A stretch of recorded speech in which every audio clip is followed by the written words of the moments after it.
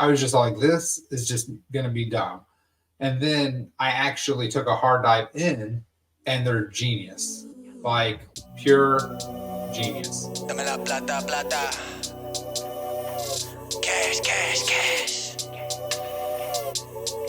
Get money, get money. It's bam, bam, bam. Hey, it's bam, bam. She wanna flick for the gram. What's going on, everybody? I'm AG Crypto, and I'm here with Goldwyn. I'm glad you guys found us and stick along for the ride, because we've got a lot more content coming your way about elephant money. But man, let me get to you, Goldwyn. What's going on with you? I haven't talked to you since last week. Not too much. Had a jam-packed weekend of baseball. I noticed your the picture with you and your son on DeFi Springs' group. How'd you guys do this weekend? We won 2 out of 3 games. So Good. yeah, we could have done a little bit better and gone 4, maybe 5 games, but the boys weren't in it. They were kind of tired, I guess. New uniforms though. Oh, they were sharp. I did see that. Dude, the pinstripes, they look sweet as hell. They were pretty sharp. I did notice that. I didn't realize that you were on CBU. Yeah, we merged with them. So we went from the Bandits to now we are CBU Bandits. I think we'll migrate into fully CBU when we get into 13U. Nice. That's a good organization. Yeah. So what's going on with Elephant, man? Let's talk about it. Yeah, what's up? What do we want to talk about today? We just want to do an overview, or? Yeah, I think there's a lot of people that just kind of want to know about the token itself. So I say let's just dig deep into the whole ecosystem and kind of give it some like, what is it? Why does it even exist? Yeah, well, I think Elephant Money is the first global decentralized community bank. It's aiming to provide, the herd with wealth through active and passive cash inflows or passive cash flows. The M protocol is built on top of a blue chip asset called Elephant Token. So the protocol offers yield and price appreciation in any market cycle. Okay, so it's a decentralized bank. Yep. That's basically what you're saying. So when you say decentralized, what you're meaning is that there's no human being behind it pulling the strings, like no CEO. It's a total computer program. Is that what you're saying? I think that's the grand plan of being decentralized. I think the biggest thing with Elephant is that there is a caretaker, which is a bank teller. Then he can push certain buttons, but he can't like drain the treasury. He can't take the money or the elephant tokens out of the graveyard. Things like that. Those are all controlled by smart contracts. I think the decentralized part is, you can log on to your phone, go to PancakeSwap, and buy and sell whenever you want. There's no middleman. Okay. So that's the token that you can go on PancakeSwap. But the more to it, it's a whole website, elephant.money. Yep. And that's where most of the interaction with getting yield and everything comes from, not through PancakeSwap, correct? Yes. I think the big thing is it's kind of 2 parts. You have one that's the Treasury, and what that Treasury is, it's lovingly known as Bertha, but it's designed to acquire and hold the principal asset that's Elephant Token. So if you think of Elephant Token, it's like shares of stock in Apple. So there's a limited amount. There's only 1,000 trillion that will ever be in existence. That's hard coded in the Elephant Token contract. And what the Treasury is trying to do, the Treasury is trying to buy back all of its own stock. And so every day it buys, like the Terminator, as EMH is lovingly nicknamed Bertha. The Terminator.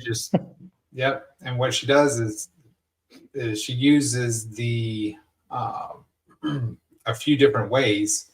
She uses I'm stumbling on the products. So you have 2 sides. You have the asset, which is Elephant Token, and then you have products. And what the products are designed to do, the products are designed to bring money in to the Treasury. And then the Treasury uses that money to buy the principal asset and stuff it and store it and hold it. And in doing so, it causes a liquidity squeeze and pushes the price up. So this, by the numbers right here, it looks like the Treasury is $87.9 million. That's correct. Wow. Okay. So I'm kind of curious, where did this money come from? Like there's not $87 million in there, is there? Funny enough, my 12-year-old asked me almost the exact same question, and luckily he did. He asked me yesterday, and he said, "Well, what happens when I don't want my elephant? What do I do with it?" And I said, "Well, you sell it." I said, "You sell it." He said, "To who?" and that it was funny because to me it's a simple question. You just sell it to the liquidity pool. He's like, "Well, what's the liquidity pool?" So I kind of had to explain that as well. So the most simple explanation that I could come up to teach him is if you think of the liquidity pool as two buckets. One bucket has WB&B in it, and the other bucket has elephant tokens in it. Now, the thing about these two buckets is they have to equal the exact same dollar value. So if you want to buy elephant tokens, you just go to the exchange. Well, it's not exchange. You go to the pancake swap, and It's basically exchange. Well, it is. I think. Well, it's not a centralized exchange; it's a decentralized exchange. So I guess that's the rub. Every time I hear exchange, I always think of like Binance or something. But PancakeSwap is an exchange. That's true. But you just go to PancakeSwap or the Elephant Money site, and you deposit BNB into the one bucket, and then you withdraw Elephant out of the other bucket. And since both buckets have to be the same value, dollar value, the elephant that's left in the bucket costs more, which makes all of our elephant that we hold, the value rise. So the lower and lower we get the elephant bucket by stuffing more and more B&B into the other bucket, the value rises. So the Treasury itself, $87.9 million, why it's that value is because the Treasury owns 174 trillion. I think it's just shy of 174 trillion elephant token. Okay. So what you're saying is so when I'm looking over here, it says elephant market cap is $505.8 million. On the Treasury is 87 million. The Treasury basically is a holder of elephant. It's just like you and I holding elephant, but it has so much that it has $87 million worth. Yep. Okay. So if you combine all of our bags and the Treasury's bag, which is Bertha. Okay. Correct. Is that what we're calling her? Yep. The Treasury's name is Bertha. Okay. So that would equal out to a market cap of $505 million. Yep. Now, over here, assets under management, we've got 594 million. So what's going on there? How does that work? Well, that takes into account a few things. It takes into account trunk. So all the added value of trunk is there, and also the farms. So when people stake into farms, they have to pair a blue chip like Bitcoin or Ethereum, or there's several. There's 10 or 15 different tokens, but you have to pair it one-to-one dollar value. I'm sorry, with trunk. So you stake. It's a dual-sided staking contract.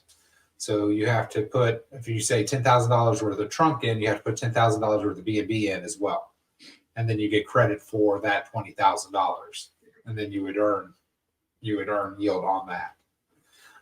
So that also counts towards that assets under management. Well, that sounds like it's going to be a whole episode all by itself. Yeah, the farms. The farms are in depth for sure. Okay. So let's go. Let's try to find where the price is right now. So I think one thing to touch on as well, how does the Treasury gain value? That 80. Yeah, that's what I'm looking at here, and I see the price just keeps going up. Yeah. And so let's give us some some details of why this thing keeps going up and how is it sustainable? Sure. Let's think about it. Like I said, it's two ways. You have the asset and then you have the products. But the Treasury itself has three ways that it acquires money, so to speak. It has fees. So when anybody buys, sells, or transfers Elephant token, there's fees associated with it, and those get distributed a couple different ways. If you buy Elephant tokens, buy, sell, or trade Elephant token on the elephant.money website, like 90% of all the fees go to Bertha, the Treasury. So it's about 8% go straight. So, break that down over, hundreds of thousands of dollars a day. 8% of that's going to the Treasury.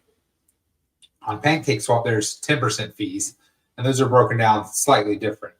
5% of those fees go to add liquidity back to PancakeSwap immediately. So 5% automatically goes back to liquidity, which hardens the price floor of the token. The other 5% are then divided amongst all the holders that hold Elephant token in the form of reflections. Now, out of that, you have the graveyard is the largest holder. The second largest holder is the Treasury. And then after that, it comes all of the human holders. Yeah. Why do they call it the graveyard? I mean, I guess it sounds cool because it's elephant related, but. Well, that's true too. 50% of all of the tokens in existence are locked into it. They can't come out. And what the graveyard does is it goes between 50 and 51%. And what happens is once it hits 51%, the contract takes that 1% and moves it into liquidity back onto PancakeSwap, which is 10,000 or 10 trillion tokens. So that's going to be a huge party when that happens. Yeah, it's probably buy the dip. Oh, that's the only time that it'll have a big dip is when that 10 trillion gets.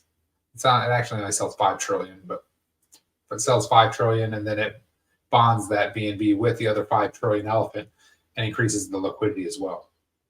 Let's see if we can find the last time. It was pre-exploit. I think it was right here. No, I think it happened. It was pre-exploit was the last time. So you got to zoom into that elbow. No, it's farther up. No, to your right. Yeah. It was as we were going up. No, not that far. It's right in there somewhere. Yeah. If you zoom in there. Yeah, I'm on the day chart.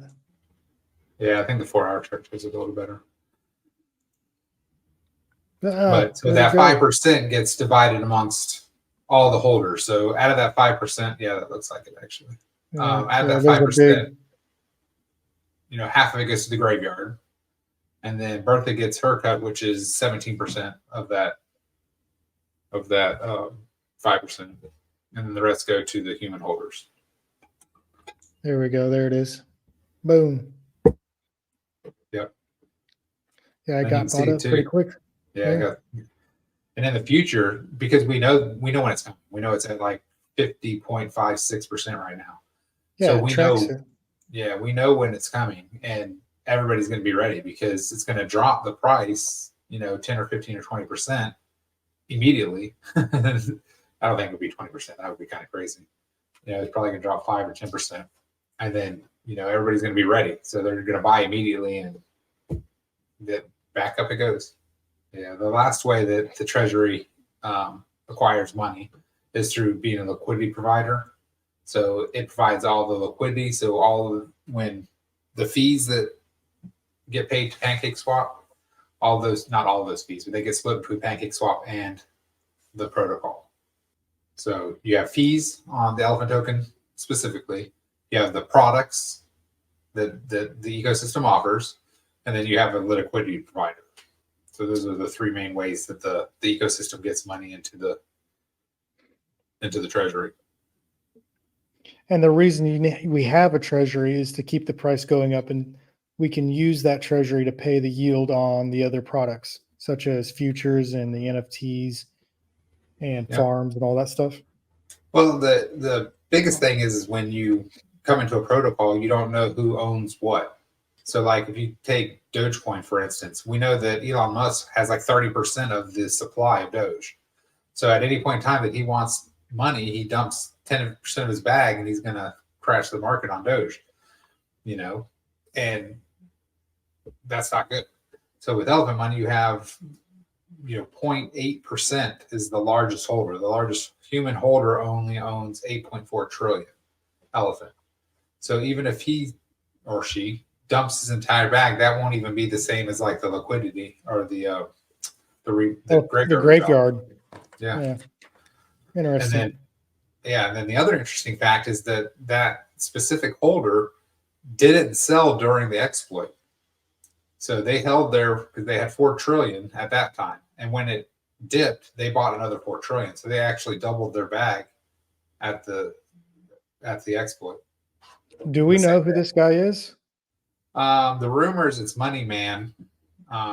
He's in the chat a lot, but I don't think we know specifically who is the largest holder. We know it's not BT. And like I said, it's rumored to be a guy that goes by Money Man in Telegram. But that's not 100%. Kind of ballsy to be called Money Man. Well, apparently people know him, and he has. I know he just sold a bunch of his houses and put all that money into Elephant. He was waiting. So he sold a bunch of his rental houses and put it into. He probably bought a bunch of NFTs, to be honest with you. Interesting. So if we wanted to go into the products, that's probably the main way that the Treasury gets funded. So let's check out some of these Dune dashboards that I keep hearing about. Okay. You want to take us in? Sure. Show me around. Can you see my screen?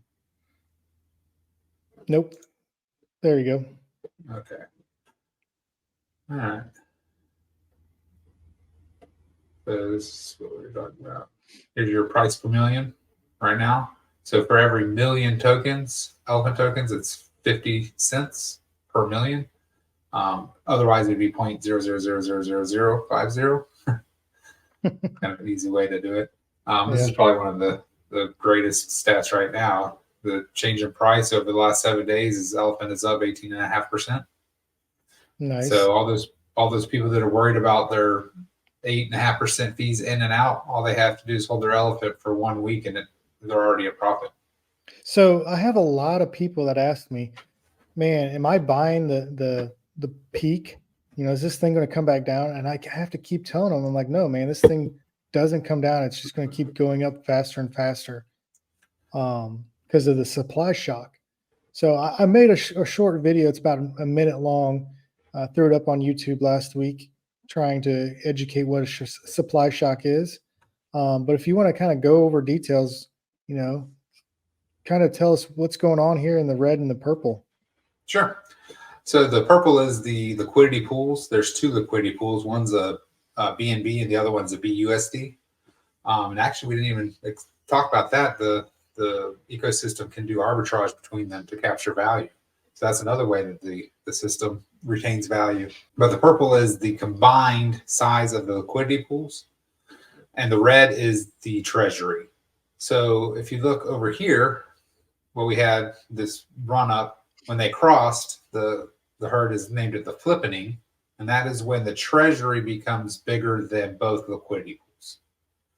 So at this time, you can see that the liquidity pools were dropping, and at the same time, the Treasury was gaining, and the price skyrocketed.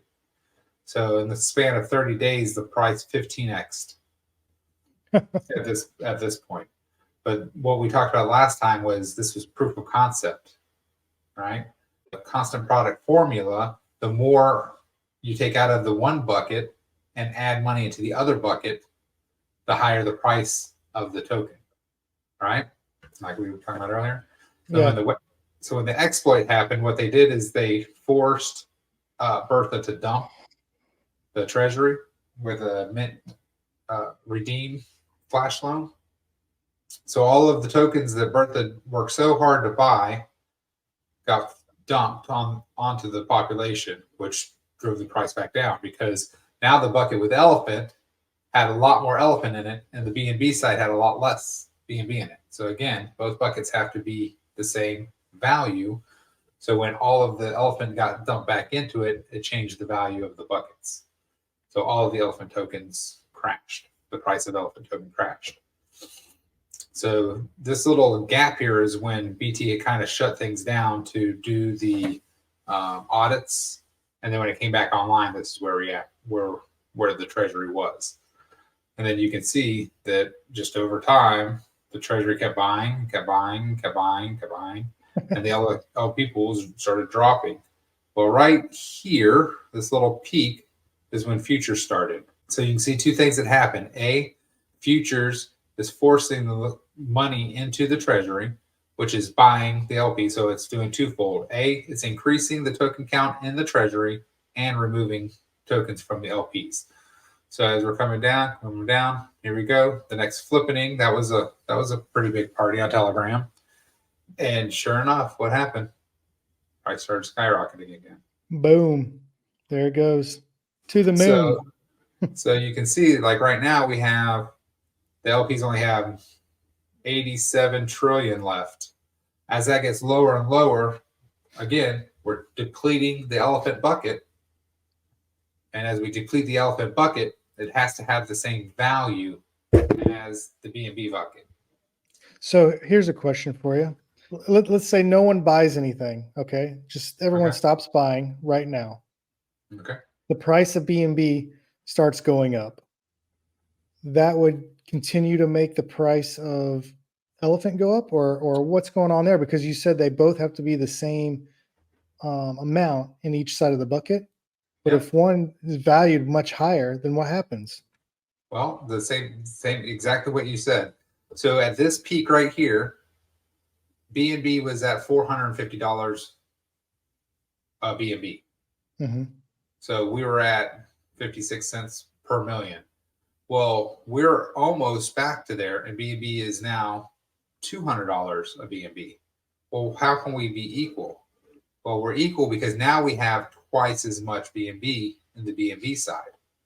So now, same thing. If the elephant token stays exactly the same price at 50 cents per million, and BNB goes on a run and goes back to $450, well, now elephant's going to be what? $1.25, because it doubles. Wow. Because again, exactly what you said. We have 100,000. We have more than that, but we have 100,000 BNB priced at $200. So if that $100,000 BNB was priced at 450,000 or $450, our Treasury or the value of that bucket is now what, 150% value, or doubled and some change. So that's the other thing. Like, I think when it's amazing. I think when people think about it, they don't think that, we've been in a bear market this whole time.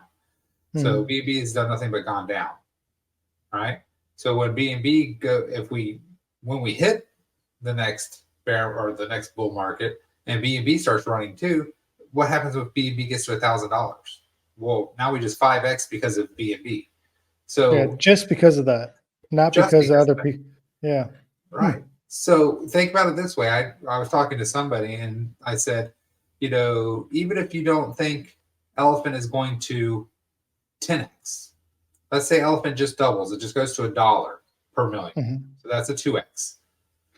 Right. And then BNB does a 2x. Well, now that's actually a 4x for elephant. So same thing. If elephant only does a 5x and BNB doubles, well, elephant just did a 10x. Okay. Well, let's fast forward to the future right now. Let's say it's July 2025. The price of BNB is $1,000, and we're just on cloud nine. We got tons of money everywhere. Then all of a sudden, the market takes a dump, and BNB crashes back down to $300. Okay. Sure. Now I'm assuming elephant's going to come crashing down that hard too, right? It will come down, but because we have the two liquidity pools, we capture value with the BUSD. So we can arbitrage. So as it's coming down, we can sell one, buy the other. So what we're doing is we're selling the higher pool and stuffing more BNB into the BNB pool. So we're selling the higher value and buying the lower value to equal ourselves out. So yes, let's say BNB dropped 20%. Elephant would probably drop 7%. I mean, I don't know if those are correct numbers, but I don't know what BNB came down or what BNB is. When BNB drops 3 or 4%, Elephant still goes up. So we're actually eating that's true that 3% of BNB, and we're still up 0.5% that day. So Bertha is buying and selling. So Bertha's selling to try to level out the price. Is that what you're telling me? Yep. So that uses both LPs to harden that floor. That's interesting. That's first of its kind, as far as I know. It's amazing. Once you actually dig in and you go down that rabbit hole for hours and hours and hours, it's amazing how everything works together. It's just that constant flywheel back. Like NFTs, when they were mentioned and how they were going to work, I'm like, this is the dumbest thing ever. Like I was just like, this is just going to be dumb.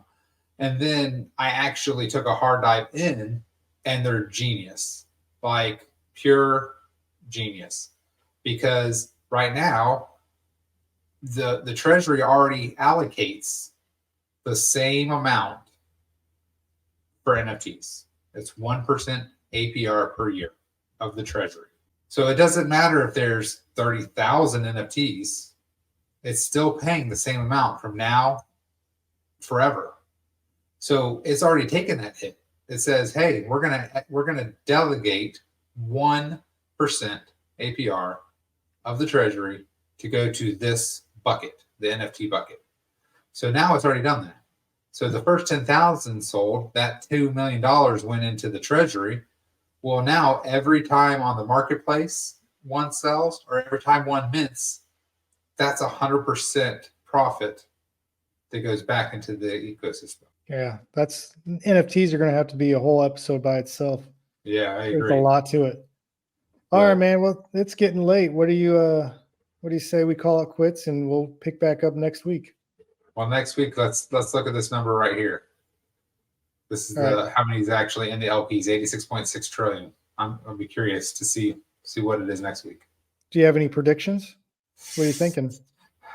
180 in a week.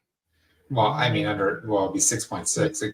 We had 6.4 come out this week, so it's not like I'm stretching it too much more. No, yeah, I'm going to say because it gets more expensive. So It does. I guess it all depends on how many new people come into the project. Yeah. Each one teach one. Each one. All right, guys. Well, that's it for today. We'll see you guys next week. Peace.